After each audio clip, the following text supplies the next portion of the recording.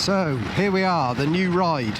I'm just on my way back from North Oxford Motorrad, and the great reveal is the K1600 GT SE Sport, I think, on account of the fact it's red, white and blue and black.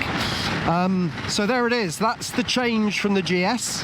And why have I changed from the GS? Well, I loved the GS, absolutely loved it, but this bike is probably, as far as I'm concerned in my life, going to be the top of the tree. So this is, I guess, BMW's flagship. I've not necessarily bought it just because it's the flagship, but as I probably reach the limit of my motorcycle riding at coming up the age of 63, then I can either keep this for a number of years and be a little more feet planted and everything else than the GS, because this is quite a bit lower than an adventure bike, obviously, which has its downsides, because as you know, I like prominence on a motorcycle. But there it is. I've opted for the K1600 GT, and she is brand spanking new. In fact, not only that, I've followed her progress via computer software through the manufacturing process at the factory in Berlin. The TFT is in front of me, as you can see, so that's new for the 1600 in 2022, as is the phone compartment just here, so my mobile phone is in that compartment. A little bit disappointed that it's not a wireless compartment like the RT, so I shall probably have to buy myself a little 6-inch cable with a 90-degree lightning end for my phone. What I am very pleased about is that it is so far completely connected, which is wonderful. And not only is it connected, something has changed from the time I looked at Sean, my mate's RT, and that is that he actually just called me to say, how you doing, are you on your way back, blah blah blah.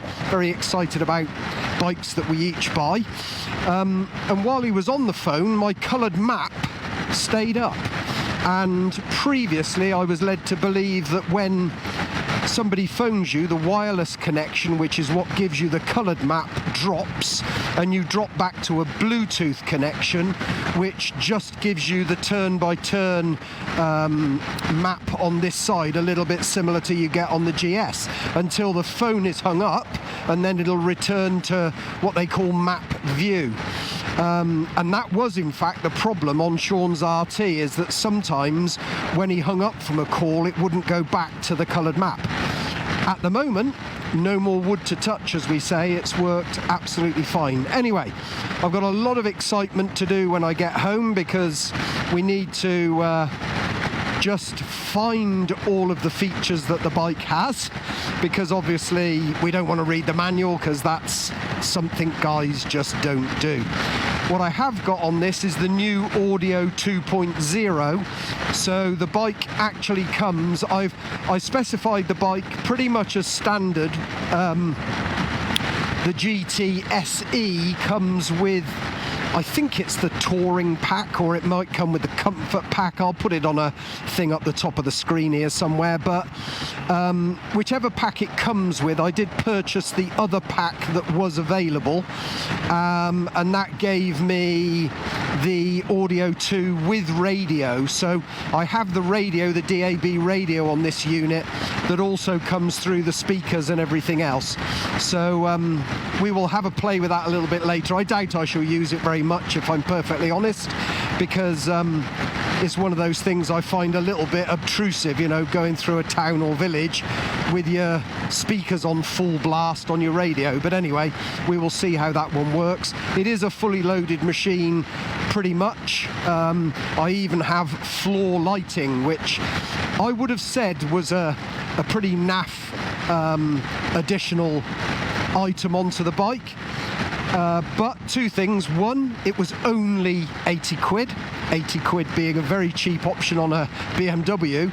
But secondly, recently, while we've been touring, quite often one of our key considerations is being able to lock our bikes away, at least a private courtyard car park is essential. We won't use street parking or anything else.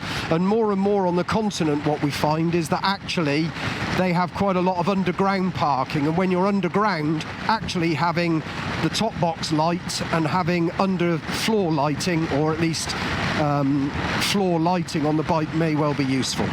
So anyway, this is the new bike, the K1600 GT SE Sport.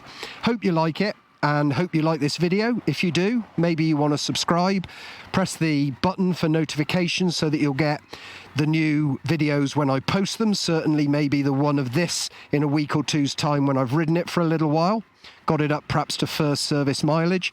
Other than that, stay safe, ride safe, keep that shiny side up, rubber side down, always the best way, and we will see you next time. Thanks for watching.